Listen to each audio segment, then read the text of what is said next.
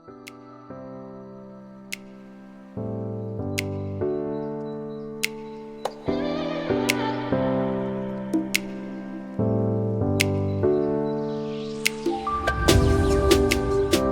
Everyone, কেমন আছো? আশা করি সকলেই ভালো আছো। আর একটা নতুন ব্লগ নিয়ে তোমাদের সামনে হাজির হলাম। আর আমার রুমা লাইফস্টাইল চ্যানেলে তোমাদের সবাইকে ওয়েলকাম।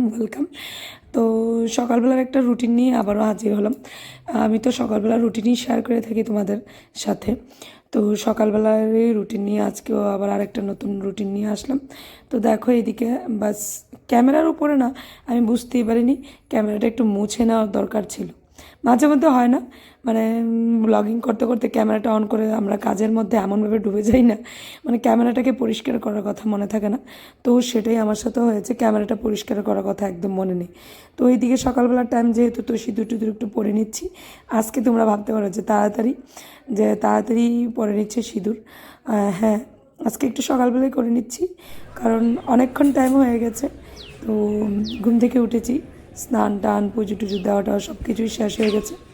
তো এদিকে দেখো রান্নাঘরেও চলে এসছে এখানে। আর তোমরা তো প্রথমে দেখতে পেলে যে উচ্ছে বসিয়েছি, উচ্ছে দিয়ে একটু উচ্ছে ভাজা হবে। তো উচ্ছেটাকে কেটে নেওয়া হয়েছে, এটাকে আগে সেদ্ধ বসিয়ে দিলাম। উচ্ছেকে না, তুমি যদি সেদ্ধ না করে ভাজা করো তাহলে কিন্তু খেতে একদম ভালো লাগে না। তেতো ভাবটা যেমন বেশি লাগে, আমার কাছে এমনটা লাগে। তো সেই জন্য আমি কী করি, উচ্ছেটাকে ভালোভাবে সেদ্ধ করে নিই, সেদ্ধ করে জলটা ফেলে দিই। আর এদিকে ডাল বসাচ্ছি, দেখো প্রেশার কুকারে ডাল বসিয়ে দেবো। তো ডালটাকে ধুয়ে নিচ্ছি, ধুয়ে বাস বসিয়ে দেবো। আর সকালবেলার ওয়েদার দেখে বুঝতে পারছো, চারিদিকে একদম ঝলমলে রোদ। আর এখন না গরম পড়ে গেছে, যা গাইজ আস্তে আস্তে গরমই পড়ে যাচ্ছে।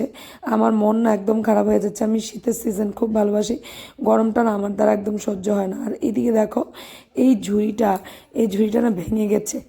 তো এই ঝুড়িটা ফেলার কথা আমার একদম মনে থাকে না। তো এই ঝুড়িটার মধ্যেই আবার নিয়ে নিয়েছি, এই যে তোমরা দেখতে পেয়েছো, এগুলো ধোয়ার জন্য। তো এইদিকে দেখো বাস বসিয়ে দিলাম বেগুন। শাক রান্না করব, তো বেগুন দেবো না তা কি হয়? তো বেগুনগুলো আগে একটু ভেজে নিই।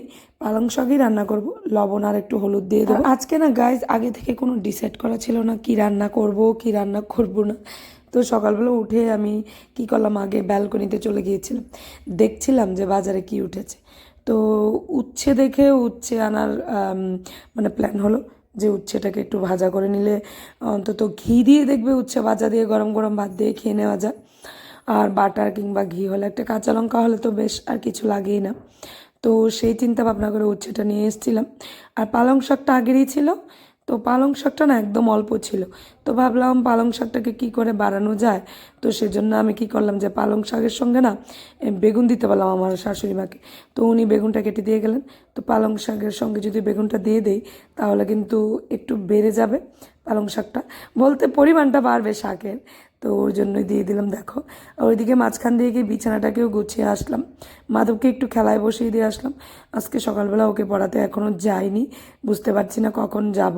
পড়াতে যাব কি যাব না, কখনো কখনো স্কিপও হয়ে যায়। সত্যি কাজের এতটা প্রেশার থাকে যে ওকে পড়াতে বসতে একটু স্কিপ হয়ে যায়।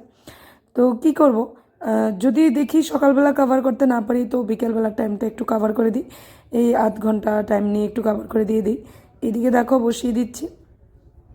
কড়াইতে দেখতে পেয়েছিলে যে শুকনো লঙ্কাটা ভেজে নিয়েছি। তো শুকনো লঙ্কাটা ভেজে না আমি তুলে নিয়েছিলাম, দুটো শুকনো লঙ্কা না, সরি তুলে নিইনি, শুকনো লঙ্কাটা ভেজে তারপর একটু কালো জিরে ফোড়ন দিয়েছিলাম। আর রান্না করছি পালং শাক, তোমরা তো দেখতেই পেলে। তো কালো জিরে দিয়েছি কারণ আমার শাশুড়ি মা সবসময় দেখি রসুন দিয়ে পালং শাক রান্না করে। তো আমার মাকে বরাবরই রান্না করতে দেখে এসেছি যে পাঁচ ফোড়ন দিয়ে কালো জিরে দিয়ে শাক রান্না করতে। কিন্তু ডাঁটা পাতা শাকটা না, ওটাকে আমার মা দেখতাম রসুন দিয়ে রান্না করে। তো আমি শ্বশুরবাড়িতে এসে আমি দেখলাম যে আমার শাশুড়ি মা সমস্ত শাকের মধ্যে রসুন দিচ্ছে। তো অভ্যেস হয়ে গেছে রসুন দিয়ে খাওয়া। তো ইদানিং আমার যারাও বললো যে না, যে তুমি শুধু রসুন দিয়ে না পাঁচ ফোড়ন দিয়ে কালো জিরে দিয়েও খেলে পারো। তো ভাবলাম আজকে একটু অন্যরকম করে রান্না করি, যদি সোম খায়।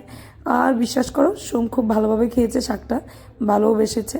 বলছে, আমি বললাম যে রসুন ছাড়া পালং শাকটা ভালো লেগেছে? ও বললো হ্যাঁ দারুণ লেগেছে, কোনো অসুবিধা হয়নি। আর এদিকে ডাল রান্না করবো যেহেতু, তো ওর আবার পছন্দ পেঁয়াজের ডাল, তো পেঁয়াজের ডাল রান্না করছি। আর ইদানিং আমার গ্যাসের বার্নারগুলো না প্রচণ্ড পরিমাণে ডিস্টার্ব করছে, এত লাল আগুন জ্বলছে না, প্রেসার কুকারের নিচটা দেখে তোমরা অবশ্যই বুঝতে পেরেছিলে প্রচুর পরিমাণে লাল আগুন জ্বলছে। যদি এগুলোকে খুলে আমি পরিষ্কার করেছি তবু বুঝতে পারছি না কেন এরকম আগুন জ্বলছে, বুঝতে পারছি না। আমার মনে হয় ওভেনটাকে আরেকবার সার্ভিসিং করানো দরকার, লুক এনে তো একটু ভালোভাবে এটাকে পরিষ্কার করানো দরকার ভেতর থেকে। যদিও আমাদের গ্যাস ওভেনটা কিন্তু অনেক পুরনো হয়েছে, আমার বিয়ের পরের গ্যাস ওভেন এটা। এদিকে শাক হয়ে যাচ্ছে, এদিকে ডালও হয়ে গেছে, বাস দুদিকে দুটো রান্নার পদ হয়ে গেল।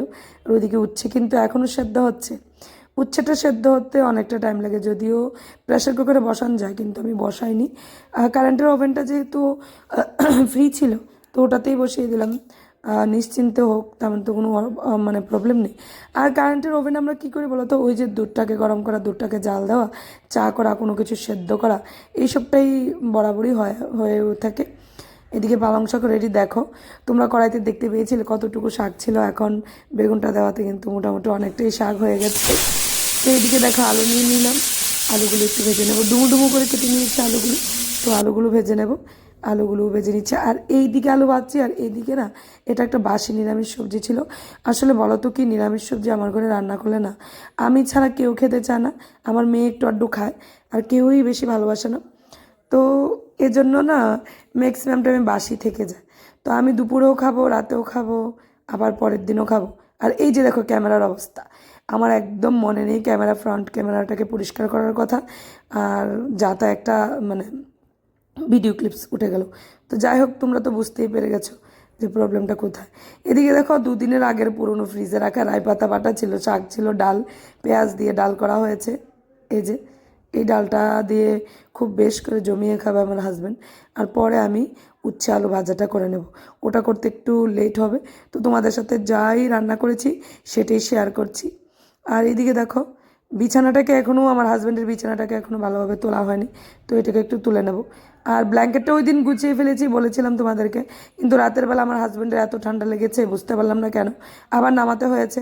তো ভাবছি আবার রোদে দিচ্ছি আজকে, আবার তুলে রেখে দেবো, এই করছি। মানে ওয়েদারটাকে না আমি বুঝতে পারছি না, এই দেখছি দিনের বেলা এত গরম লাগছে, আবার ভোরবেলার দিকে একটু ঠান্ডা লাগে, আবার রাতের বেলা একটু ঠান্ডা লাগে। আবার রাতের বেলা সন্ধ্যের দিকে না, রাতের বেলা 8:30 9টার দিকে যদি একটু বের হই তাহলে আবার একটু চাদরও জড়াতে হচ্ছে গায়ে। এই ওয়েদারটা এরকমই, মানে ওই যে বলো না পাঁচ মেশালি, এরকম হয়ে গেছে, মিশিয়ে মিশিয়ে ওয়েদারটা হচ্ছে, ঠান্ডা গরম মিশিয়ে। তো এই ওয়েদারে কিন্তু বাচ্চা কাচ্চা থেকে শুরু করে বড়দের সবারই ঠান্ডা লাগার সম্ভাবনাটা বেশি থাকে। আর দেখতে পাচ্ছ গাইজ, এদিকে আমাদের এদিকে তো আইসক্রিম এখনই বের হয়ে গেছে, পোঁ পোঁ পোঁ পোঁ করে বাঁশি বাজিয়ে বাজিয়ে আমার বাড়ির সামনে দিয়ে যায়, আর আমার বাচ্চারা হয়রান, এক দুবার খেয়েও ফেলেছে, আমি যে কি করব মানে বুঝতে পারছি না। তোমাদের এদিকে আইসক্রিমওয়ালা বের হয়েছে কিনা একটু জানাবে তো। এই দিক দিয়ে দেখো মাধবকে স্নান করে নিয়ে এসেছি, তো মাধবকে স্নান করে ক্রিম লোশন টোশন দিয়ে দিলাম। ওইদিকে কিন্তু মানে গায়ে থেকে ময়শ্চারাইজার চলেই যাচ্ছে, তো সারাক্ষণ ময়শ্চারাইজার লাগাতে হচ্ছে, এই যে লোশনটা তো অবশ্যই লাগাতে হচ্ছে, না লাগালে হচ্ছে না। আর এই ড্রেসটা সোনাইয়ের, তো সোয়েটারটাকে আমি ভালোভাবে গুছিয়ে রেখে দিচ্ছি, তুলে রেখে দেবো।